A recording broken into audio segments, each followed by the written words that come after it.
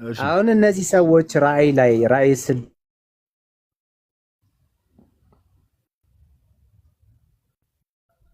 6-10 አሁን ያነበብኩት ማለት ነው ሰማዕት የሆኑ ናቸው። እነዚህ ሰማዕት እሺ ስለሆኑ ሰዎች መጽሐፍ ቅዱስ ይነግረናል።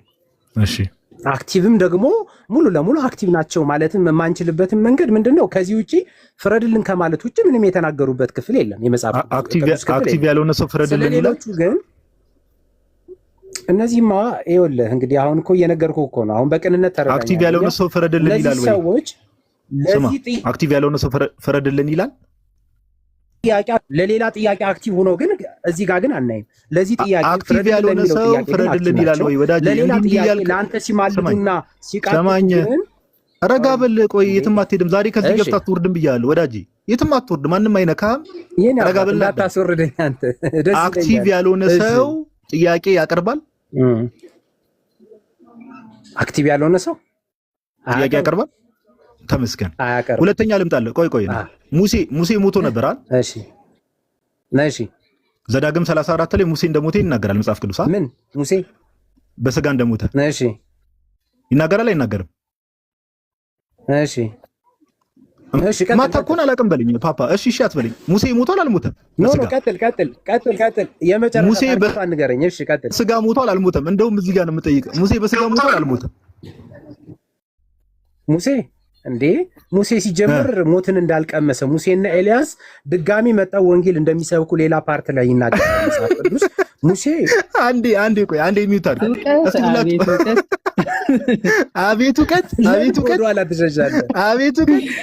ኧረ መድኃኒዓለም አሁን ራእይ ላይ አንዳንዴ ሰው ባይዞ ስማ ማራናታ ነው ማነስም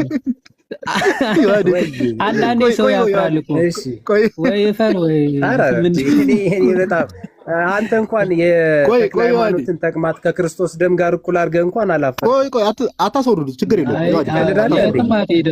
እንዲህ በትል የትም አታመልጥም። ዛሬ ማይምነት ስማ፣ ይኸው በስድብ አንድ ሙሴ ይኑር አይኑር ሳታቅ ይኸው ለስድብ ግን አፍ እንዴት እንደሚፈጠን ተመልከቱ። አንድ ጥቅስ አታውቅም፣ ስለ ሙሴ አታውቅም፣ ለመሳደብ ግን በቃ ምላስህ የተሳለ ነው። አሁን ቀጥል መጽሐፍ ቅዱስ ላይ አውራ። ይሄ አንብቦ ይሄንን ኦሪት ዘዳግም ምዕራፍ 34 ነው የሚለው አይደል ወዳጃችን? ማይከን አብራ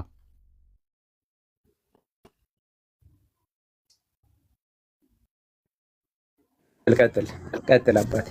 አንብቦ ቁጥር 5 እሺ የእግዚአብሔርን ባሪያ እስኪ አንብበው እስኪ። የእግዚአብሔር ባሪያ ሙሴ እንደ እግዚአብሔር ይላል። ኦኬ እስኪ አንብበው እስኪ ማለት እንትን አንብበው። ኧረ ችግር የለውም። አትፍራ። የእግዚአብሔርን ቃልማ ማንበብ አትፍራ ወዳጅ። ጽሑፉ ስላልተደብ በዚያ ይነበባል። የእግዚአብሔር ባሪያ ሙሴ የሚለውን አንብበው። ሙሉውን አንብበው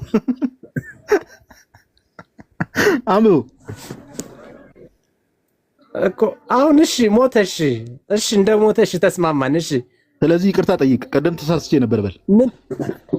ኧረ በጣም ሶሪ፣ በጣም ይቅርታ። የኔን ጥያቄ ደግሞ መልስልኝ። አሁን ስለ ሙሴ በሞት ማለት ቆይ እመጣልሃለሁ። ለምን ይሄን እንዳነሳው ቆይ አንዴ። እሺ ቀጥል። ተረጋጋ። ይቅርታ ብለሃል። ጋይስ አንድ እንድታስተውሉ የምንፈልገው ነገር ጴንጤዎች እንደዚህ ምንም አሁን እሺ ምንም ከእውቀት ነፃ ናቸው። ጭራሽ ሙሴና ኤልያስ ተመልሰው መተው ድጋሚ ይሞታሉ ይለናል። ይሄን ሳያቅ እንኳን ሙሴ እንደሞተ ሳያቅ መጥቶ አቡነ ተክለ ሃይማኖት እያለ ሊቀደድ ይሞክራል። ጾም ላይ ክፉ ባታስወሩን ጥሩ ነው። ኦኬ ከእውቀት ነፃ የሆናችሁ ወገኖች። እሺ ሙሴ ድጋሚ መጥቷል አልመጣም? ማራናታ ምን ሙሴና ኤልያስ ክርስቶስ ኢየሱስን አበረቱት ምናምን የሚለው ጋር መጥቷል። ሙሴ ከሞተ በኋላ እንዴት ተገለጠ? ያው እግዚአብሔር አዋቂ አይደል? እንግዲህ እግዚአብሔር ትልቅ ነው። አንዳንዴ ከእውቀትም ከፍለን እናውቃለን። እኔ እግዚአብሔር አያውቅም አላልኩም። በቃ እስቲ ምናልባት ጋዲ ወደዛ ከመሄዳቸው በፊት ሙሴና ኤልያስ ምን አሉት? አበረቱት ነው ያልከው?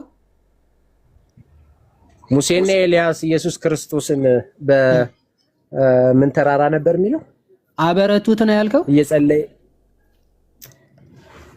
በኢየሩሳሌም ትሞታለህ ብለው አበረቱት ነው ያልከው ወይስ አይደለም? የምጠይቅህን እየሰማህ ተገለጡለት። አባቴ ምንድነው አበረቱት ብለሃል አላልክም?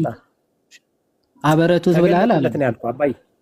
አበረቱት አላልክም? የሚበረታ አምላክ አይደለም፣ የሚያበረታል የሚያበረታል የሆነ አሁን ባይዘው ይህንን ሁሉ የሚያሳየው ባይዘው መጽሐፍ ቅዱስ ምንም እንደማታውቅ ነው። አሁንም አበረታው የሚል ባመጣልህ አበረታው የሚል መጽሐፍ ቅዱስ ላይ አለ። ክርስቶስን አበረታው የሚል ለምን አሁን ቆይ ለምን አሁን እኮ ከጥያቄ እኮ እያስወጣኝ ለምን አትበል። መጽሐፍ ቅዱስ እንደሚያውቅ ፕሪተንድ እያደረግክ ስለሆነ ነው። ወይም አላቅም ብለህ ጥያቄ ብትጠይቅ አሪፍ ነበር። ይኸውልህ አባቴ እኔ አሁን እኮ ኦርቶዶክስ ነኝ አልኩ አይደል እንዴ? ማን አንተ ለመሆን ስማኝ ዮሐዴ አንተ ለምን ብሏል? በኢየሩሳሌም ትሞታለህ። ስማኝ ለምን መሰለህ አሁን አንተ አስተማሪ መምህር ልትባል ተረጋጋ እስኪ እባክህ አንተ ልጅ እንዴ ተደርባታ ጥያቄ እኔ ኦርቶዶክስ ነኝ ይላል እንዴ? ምንም ጥቅስ የማያውቅ ኦርቶዶክስ አለ እንዴ? ፓፓ እንደዚህ አይነት ድንቁር ያለ እንኳን ይቅርታ አድርግልኝና ድንቁር ያለ ማለት ሳያቅ አውቃለሁ ብሎ ድርቅ። አንተ ማይክህን አትክፈት፣ ደግመህ እንዳትከፍት እሺ። ሚዩት አድርግ ስትባል ስማ እንዴ። ቢያንስ እንትን ባይኖር እውቀት ባይኖር ስርዓት እንኳን ይኖር እሺ። አንዳንዴ ከሁለት አንዱ እሺ። ቤተ ጸሎት ቀጥል። ቤተ ጳውሎስ ሶሪ ቶሎ ቶሎ የሚሳሳት ልጅ ነውና አይ አስቀድሞ ደግሞ ምን ብሎ ነበር? በኢየሩሳሌም እንደሚሞትም የነገሩት ኤልያስና ሙሴ ናቸው ብሎ ነበርና እሱንም ጨምረህ እንድጠይቀው ያክል ነው። ዮሐዴ በኢየሩሳሌም አሁን እሺ፣ ስለ ተክለ ሃይማኖት ሲጀመር ምንም ጥቅስ እንደማያውቅ እኩል ነው ያለ ከቀለሜ ጋር ቁጭ ብለህ አንድ ጥቅስ መጽሐፍ ቅዱስ አታነብም? የቀለሜ አንድ ጥቅስ ይዘህ እዚህ አትጮህብን። አንዴ ሚውት አድርገህ ቆይ። እሷን አተ ደግመህ ከከፈትክ ማለት ነው አባት ጥቁሩ ድንጋይ ያለበት ምትስመው ከአባ ሳልክ በፊት ሚውት አድርገው። 30 ጊዜ ቅድም ጀምሮ ሰምተናል እኮ ትችላለህ አባቴ። ስለ ልላክ ሃይማኖት ተቅማጥ አውራ ቆይ እስክንጨርስ አንዴ ይመጣል። በጣም እንደዚህ አይነት ባለጌ ሰዎች አሁን የተናገረውን ቃል ባይዘው ቃል በቃል እጠይቀዋለሁ። የሆነ ያልከውን እኩል ነው የሚል ቃል በቃል አሁን የተናገርከውን ማስረጃ ይዘህ ትመጣለህ። እሱ ደጋግማችሁ ስሙት። አንድ ቃል ስለ መጽሐፍ ቅዱስ ሲናገር ሁሌ እየሳተ ነው የሚያወራው። አንድ ቃል ስለ መጽሐፍ ቅዱስ ሲጠይቅ ሳይሳሳት አላወራ። ሙሴ ሞቷል አልሞተም? አይ እነሱም አልሞቱም፣ መተው ሙሴና ኤልያስ መተው ይሞታሉ አለ። አንድ ስለ ሙሴ ምንም ታሪኩ እንኳን አያውቅም። ሁለተኛ ሙሴና ኤልያስ መተው ክርስቶስን አበረቱት ተብሎ ተጽፏል አለ። አበረቱት የሚል አለ ወይ ሲባል የለም፣ አያውቅም። በቃ ምንም በተናገርኩ ቁጥር ሁሌ የምትስት ሰው ሆነ። አይ ኦርቶዶክስ ነኝ። አንድ በጣም ውሸታም ነው። ይሄ እንትን የነበረው አይደለ? ይሄ ምንድናቸው? ሚካኤል ክርስቶስ ነው ብለው የሚያምኑት ጆሆቫዎች የሆነ ሰዓት እንደዛ ነኝ ብሎ መጥቶ ነበር። አድቬንቲስት ነው ጆሆቫዩን አይዶ ነው እንደዛ ነኝ ብሎ የሆነ ሰዓት መጥቶ ነበር። አሁን ደግሞ ኦርቶዶክስ ነኝ እያለ እንደነዚህ አይነት ሰዎች በጣም ለእምነታቸውም ለህይወታቸው የማይታመኑ ሰዎች በጣም አስቸጋሪዎች ናቸው እውነት ለመናገር። እና እስቲ ይግባ ወይስ ታብታብ እያደረገኝ ነው? ዮሐዴ ይግባ፣ የምር አንዴ ይግባና ማራናታ ይሰማል። ማራናታ ወይ አባቴ ያው በትልቁ አድርጌያለሁ ማስረጃውን አሳየን። የአቡነ ተክለ ሃይማኖት ቀደም የተናገርከው ነገር ከኢየሱስ ክርስቶስ ደም ጋር እኩል ነው የተባለበትን ማስረጃው ታሳየን። እሺ በእርግጥ መጽሐፉ አሁን ቤት ነው፣ እኔ ሱቅ ላይ ሆኜ ነው የማወራው። ገድለ ተክለ ሃይማኖት ነገር ቤት እንደሆነ እናውጣላለን። ገድለ ተክለ ሃይማኖት 24 23 24 ምንድን ነው? 24 23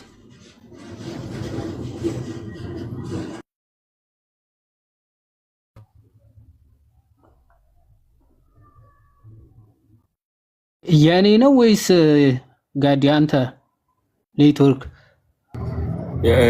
የጋዲ ነው ጸጥ ያለው። ውዶች ሪፖርት በጣም እያደረጉ ስለሆነ ታች ላይ የሚነበበላችሁ ከሆነ ኮፕሊንክ አድርጉልኝ። እኔ 24 ምንድነው?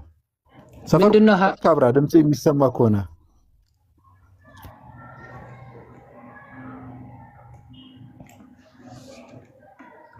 ጋዲ አለ ኔትወርክ ይሁን አይ ነው ምን ወዲያ አንተ ቀጥል እስከዛ ጥቅሱ ካለ ማስረጃው አለ። ይዋዲ ይሰማል። ይዋዲ ቀጥል በቃ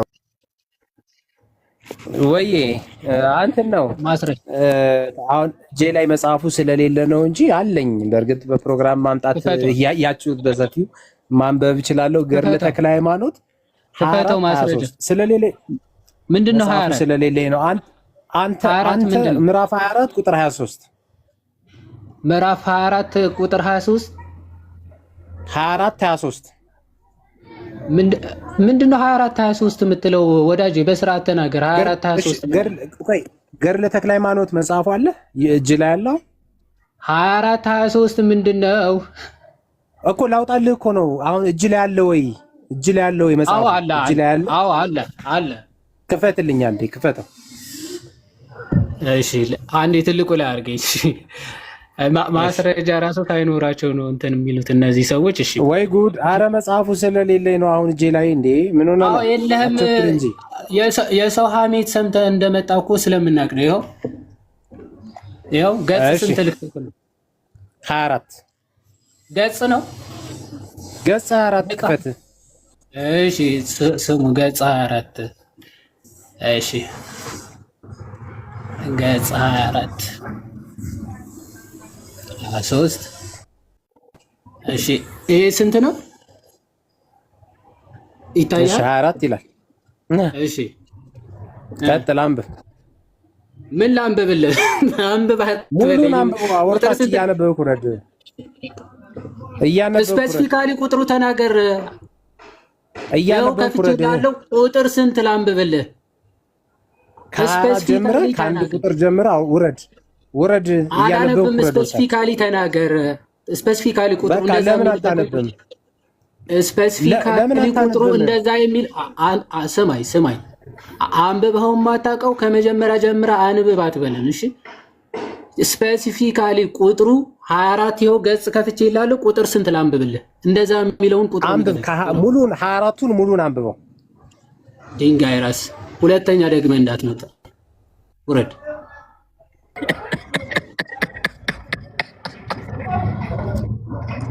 ሙሉን አንብብ ይለኛል እንዴ? ማስረጃ የለኝም ብሎ ማስረጃ ከፍተን ሙሉን አንብብ ይልናል።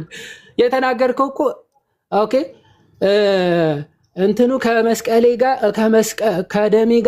ከደሙ ጋር እኩል ነው ብለዋል ብለህ ተናገርክ። እችን የምትለዋ ጥቅስ አንድ ቨርስ ነች አይደል? ሙሉ መጽሐፉን አንብብ ትለኛለህ እንዴ? ከፍቼ የለ መጽሐፉ የለኝም አልክ። እሺ ቀጥለህ ደግሞ መጽሐፉን ከፍተንልህ ቁጥሩ ስፔሲፊካሊ ተናገር ስትባል ሙሉን ከዛ ጀምረ ሙሉን አንብብልኝ ትላለህ። ይኸውላችሁ የሰው ወሬ እየሰማችሁ ትመጣላችሁ። መጽሐፍ ቅዱስም በፈጣሪ ስም ሲነገር እንደዚህ ልባችሁን ከፍታችሁ ብትሰሙ መድኃኔዓለም ምስክሬ ነው። በቃ የት ትደርሱ ነበር? እውነተኛ ክርስቲያን ትሆኑ ነበር። አየህ የሰው ወሬ አፋቸውን ከፍተው ይሰማሉ። ያለ ማስረጃ 24 23 ይላል። ምንድነው 24 23? መጀመሪያ ምዕራፍ አለ፣ ከዛ ደግሞ ገጽ ነው አለ። ይኸው ገጽ ከፈትን። ጭራሽ 23 ራሱ የለም በገጽ 24 ላይ ማለት ነው። ቁጥር 23 የሚባል የለም። የትኛው ቁጥር ነው? ስፔሲፊካሊ ተናገር ሲባል ከአንድ ጀምሮ ደግሞ አንብባል። አንድ ራሱ የለም። ሙሴ ድጋሚ መጥቶ ይሞታል ብለዋል እኮ ያዴ ደግሞ እንጂ ሲጀመር ከእንደዚህ አይነት ሰው ምን ጠብቀን ነበር እኛ ራሱ። ለዛ ነው እኮ እኔ እንደዚህ አይነት ሰው ጸሎት መጠየቅ አይደለም ብሎ የተናገረ ሰው አሁን ከእንደዚህ አይነት ሰው ጋር በአማርኛ አትግባባም፣ የታሪክ አያውቅም፣ አትግባባም፣ ገልና ድርሳናትን በስራ ስርዓት አያውቅም። ዝም ብሎ እንደፈለገ ነው የሚጠቅሰው። ከእንደነዚህ አይነት እንዳሻው ከሚባሉ ሰዎች ጋር መወያየት ባይዘው ከባድ፣ ማስረጃ የላቸውም፣ እንደፈለጉ ነው የሚያወሩት። ልክ እንትና የተናገሩት ንግግር አለ የእንታ ስሙር እብድና ደንቆሮ ሲናገሩም ራቆታቸው ሆነው ሲሄዱም አያፍሩም ብሏል። ደንቆሮ ማለት ባይዞይ ስድብ አይደለም። እሺ ደንቆሮ ማለት እንዴት መሰላችሁ? ከእውቀት ነፃ የሆነ ማለት ነው። ከእውቀት ነፃ የሆነ ሰው ለመናገር ምንም ወደኋላ አይልም። በቃ ምንም የሚያሳፍረው ነገር የለም። እብድም ለሰው ይሉኝታ ስለሌለው ራቆቱ ቢሄድ ያፍራል። አሁን እብድ ሰው ለምን ደው የማያፍረው? ሰው ምን ይለኛል ብሎ አያስብም። በቃ እንደዛ የሚያገናዝብ አይምሮ ስላጣ ማለት ነው። ደንቆሮም እንደዛ እውቀት ስለሚያጣ ሰው ምን ይለኛል ብሎ አያስብም። በቃ የመጣለት ሁሉ ነው የሚያወራው። የመጣለት ሁሉ ማለት ይሄ ወዳጃችን አፉ ያመጣለት ሁሉ ሳያገናዝብ ሁለቴ ሳያስብ ነው የሚያወራው። ሙሴ አልሞተም፣ መጥቶ ነው የሚሞተው። ማስረጃ የለም። ኦኬ ሙሴና ኤልያስ ክርስቶስን አበረቱት ይላል። ማስረጃ የለም። አቡነ ተክለ ሃይማኖት በረከታቸው ይደርብንና የኢትዮጵያ ፀሐይ ታላቅ አባት ኦኬ በብድብድ በሽታ ታመሙ ይላል። ያንን በሽታቸው የሞቱበት በሽታ ደግሞ እንደ ሰማዕታት ደም አድርጌ እቆጥርልሃለሁ አላቸው። እግዚአብሔር አምላክ ግዴታ ደምህ ካልፈሰሰ ሰዎች ካልገደሉ ሰማዕት አይደለህም ብዬ አልቆጥርህም ይላል እንዴ? ይላል አይልም? የሰማዕታትን ዋጋ ሰጥሃለሁ። ምክንያቱም ሰማዕት ሆነው መሞት ፍላጎታቸው ነበር።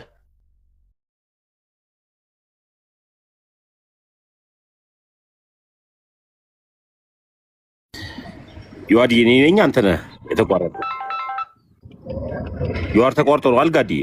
ኦኬ ይቅርታ። አይ ስልክ ገብቶብኝ ነበር አንዴ። እሺ በጨርሰናል። ቤቱ ድምጽ ይሰማል ጋይስ? ያ ይሰማል ጋዲ። አሁን መጣል። ቀደም በጣም አስቸግሮ ነበር። አረ ቁጥሩ ራሱ የተሜ ቤት ቁጥር አንዴ 870 ያሳየኛል፣ አንዴ 700 ምናምን ያሳየኛል በአንዴ። ምን ሆነ? ስንት ሰው ነው የሚታየው? አዴ ከላይ እኔ ሪፖርት እኮ እያለኝ ነው። ሪፖርት ብዙ ጊዜ ነው። ኦኬ ነው የምለው ብቻ ቶሎ ቶሎ ኦኬ ምን እንደሚለኝ ራሱ አላውቅም። ና ጋይስ የኛ ልጆች እታችን እንትን አትበሉ እሺ። ይሄ የማይሆን ስድብ ምናምን አትሳደቡ። ስድብ ለሚሰርባችሁ ሰው ምናምን መልስ አትስጡ። ቀጥሎ ያዲሽ የምትለው ነገር ካለ ያ እሺ። በአጭሩ ሪፍሬዝ ስናረገው ገሉ በቃ በአጭሩ ምንድነው የሚለው? ክርስቶስ ለአቡነ ተክለ ሃይማኖት በሚሞትበት በዛ በሽታ ምን ያንን ሞታቸውን የሰማዕታት ሞት አድርጌ እቆጥርልሃለሁ። ኦኬ ደም ሳይፈስ የሰማዕታትን ክብር እሰጥሃለሁ አለ ክርስቶስ። ኦኬ የሰማዕታቱን ክብር ሰጪ ክብር ሁሉ የሚያድለው ክርስቶስ ነው። የክብር ባለቤት ክርስቶስ ነው። ሰማዕታት ደማቸው ፈሶ የሚሰጣቸው የሚያገኙትን ክብር አንተ ደምን ሳይፈስ በምትሞትበት በሽታ በዛ ያንን እንደ ሰማዕታት አድርጌ እቆጥርልሃለሁ አለ። ኦኬ ስለዚህ ይህንን ላደረገ ጌታ ክብር ምስጋና ይገባው ብለህ ታመሰግናለህ እንጂ አይ ለምን የሰማዕታትን ክብር ተሰጣቸው አታርም።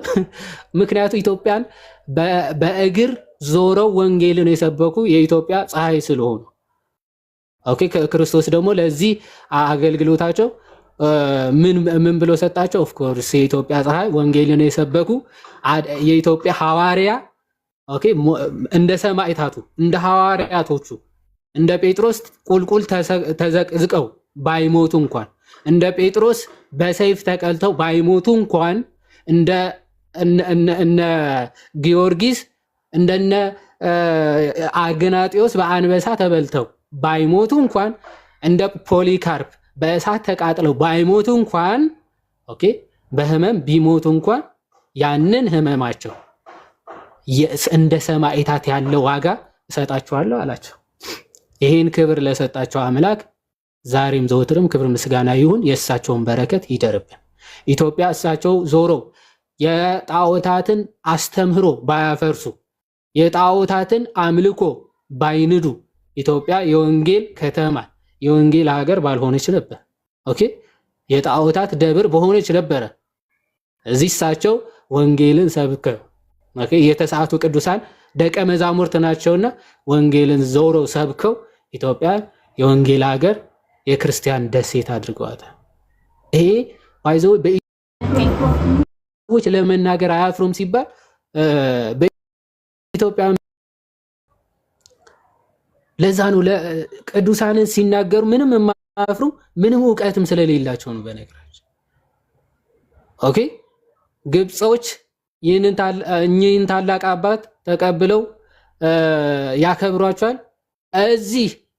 እዚህ ኢትዮጵያ ውስጥ ኢትዮጵያውያንን የሚሉ አማርኛ የሚናገሩ እንዲህ አይነት ታላቅ ገድልን የፈጸሙ አባት ግን እንዲህ ባለ ወራዳ ቃላትን ሲናገሩ ትመለከታቸዋል። በጣም ያሳፍራል። አለመታደልም ነው እውነት ለመናገር እና ማስተዋሉን ይስጣችሁ። በጣም ይቅርታ ጋዲ ሳመራይዝ አድርገውና